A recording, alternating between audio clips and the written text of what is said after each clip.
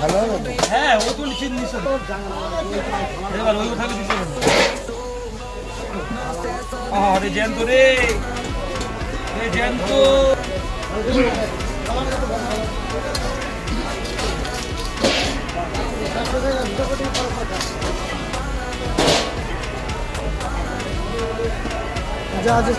এই তো জ্যান্ত ভাই, দেখো না ওই তো মুখ করছে, দেখো না মাছ কাতলা, ওই তো কাতলা জ্যান্ত মাছ।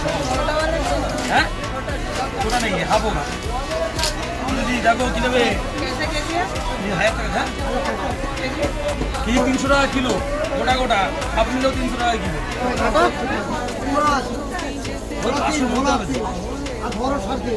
কাটা তাহলে 450, কাটা 450।